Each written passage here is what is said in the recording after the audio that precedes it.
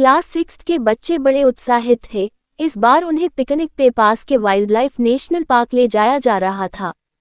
तय दिन सभी बच्चे ढेर सारे खाने पीने के सामान और खेलने कूदने की चीजें लेकर तैयार थे। बस सुबह 4 बजे निकली और 2-3 घंटों में नेशनल पार्क पहुंच गई। वहां उन्हें एक बड़ी सी कैंटर में बैठा दिया गया और एक गाइड उन्हें जंगल के भीतर ले जाने लगा। मास्टर जी भी बच्चों के साथ थे और बीच बीच में उन्हें जंगल और वन्य जीवों के बारे में बता रहे थे। बच्चों को बहुत मजा आ रहा था।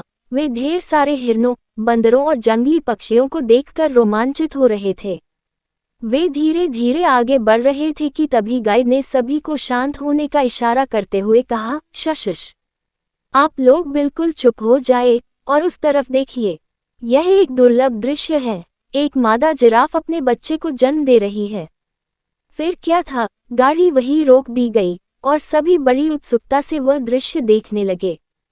मादा जिराफ बहुत लंबी थी और जन्म लेते हुए बच्चा करीब 10 फुट की ऊंचाई से जमीन पर गिरा और गिरते ही अपने पांव अंदर की तरफ मोड़ लिए, मानो वो अभी भी अपनी मां की कोख में हो। इसके बाद मां ने सर झुकाया और बच्चे को देखने लगी। सभी लोग बड़ी उत्सुकता से ये सब होते देख रहे थे कि अचानक ही कुछ अप्रत्याशित सा घटा। मां ने बच्चे को जोर से एक लात मारी और बच्चा अपनी जगह से पलट गया। कैंटर में बैठे बच्चे मास्टर जी से कहने लगे, सर, आप उस जिराफ को रोकिए, नहीं तो वो बच्चे को मार डालेगी। पर मास्टर जी ने उन्हें शांत रहने को कहा और पुनः उस तरफ देखने लगे। बच्चा अभी भी जमीन पर पड़ा हुआ था कि तभी एक बार फिर मां ने उसे जोर से लात मारी। इस बार बच्चा उठ खड़ा हुआ और डगमगा कर चलने लगा। धीरे धीरे मां और बच्चा झाड़ियों में ओझल हो गए। उनके जाते ही बच्चों ने पूछा, सर, वो जिराफ अपने ही बच्चे को लात क्यों मार रही थी? अगर बच्चे को कुछ हो जाता तो?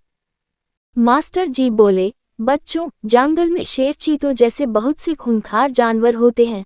यहाँ किसी बच्चे का जीवन इसी बात पर निर्भर करता है कि वो कितनी जल्दी अपने पैरों पर चलना सीख लेता है। अगर उसकी माँ उसे इसी तरह पड़े रहने देती और लात नहीं मारती तो शायद वो अभी भी वहीं पड़ा रहता और कोई जंगली जानवर उसे अपना शिकार बना लेता। बच्चों, ठीक इसी तरह से आपके माता पिता भी कई बार आपको डांटते डपटते हैं।